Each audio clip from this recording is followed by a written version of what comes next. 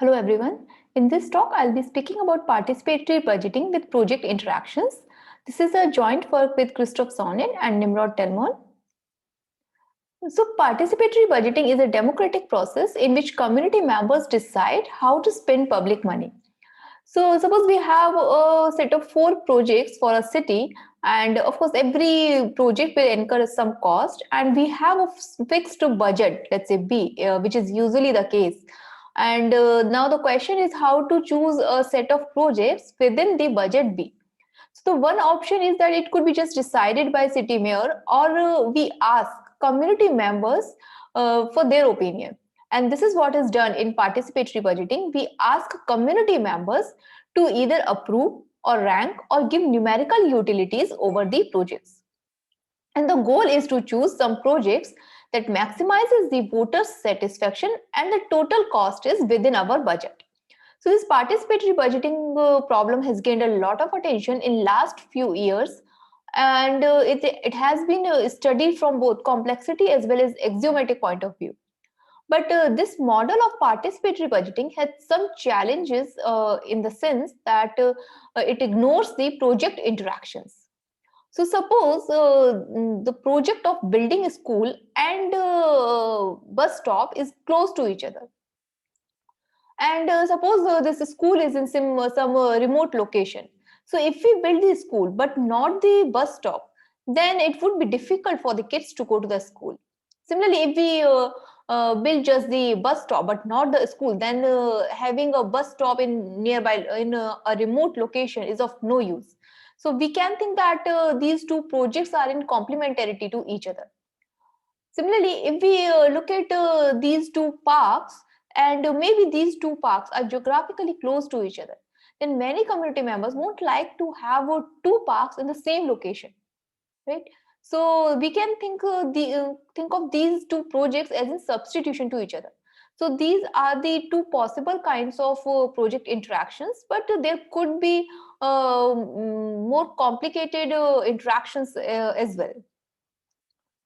So formally in our model, we have instance of classical PB as input, where we have a set of projects, their cost, budget, and approval set of every voter.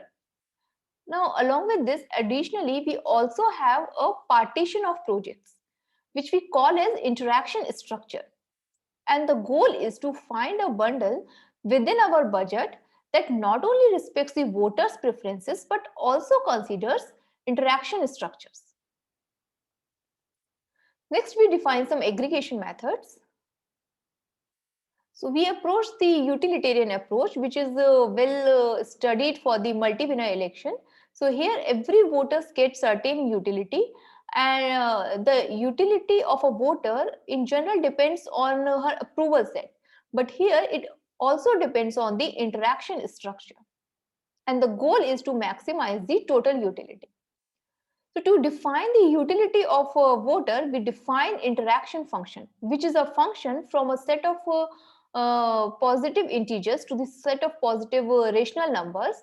And Fi is basically the utility that a voter V gets from a part of the interaction structure that contains only I projects approved by the voter V and also funded.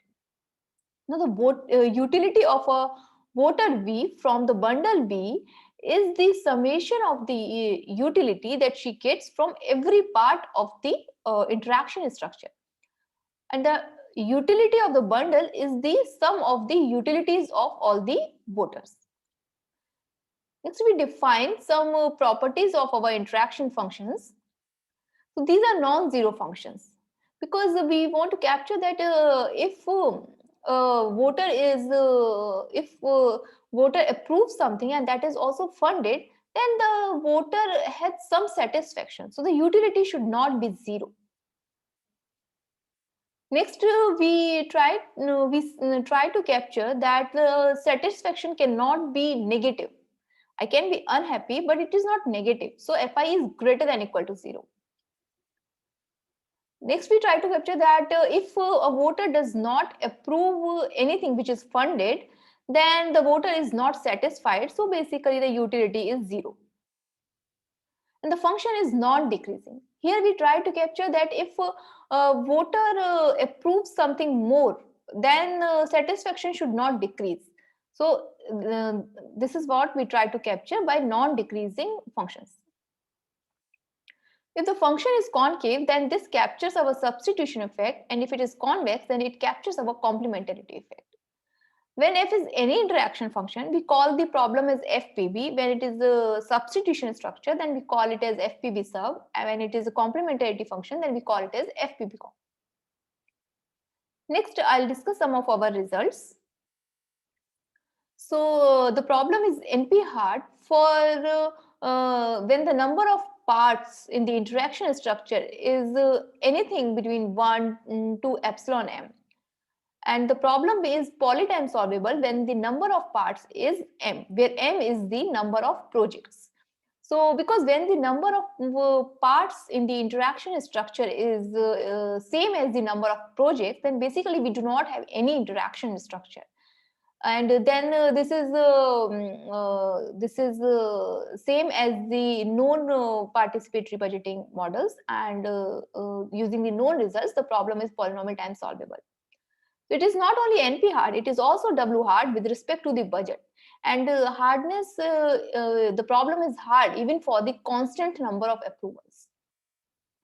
When every voter approves only one project, then the problem is polynomial time solvable. And when the approval set is 2, at least 2, then the problem becomes hard. So next we study the problem in the paradigm of parameterized complexity. So we consider several parameters. So we already saw that when the parameter is budget, that the problem is W hard. When the parameter is maximum number of approvals by a voter, then also the problem is W hard, as we already saw that the problem is hard even for constant number of approvals. So with respect to this parameter, we cannot hope for FPT algorithm. When the parameter is maximum size of a part in interaction structure, then the problem is fixed parameter tractable. When the parameter is m minus number of parts in the interaction structure, then the problem is FPT. When next we consider the parameter as number of voters. So when the function is eventually constant, by which we mean that in the beginning function could be anything, but after some point of time the function is constant. So then the problem is FPT. The problem is also FPT with respect to number of voters for integer valued functions. But in general, the problem, the complex parameterized complexity with respect to the number of voters is open. Next, I will discuss some of the restricted domains that we defined in the context of participatory budgeting.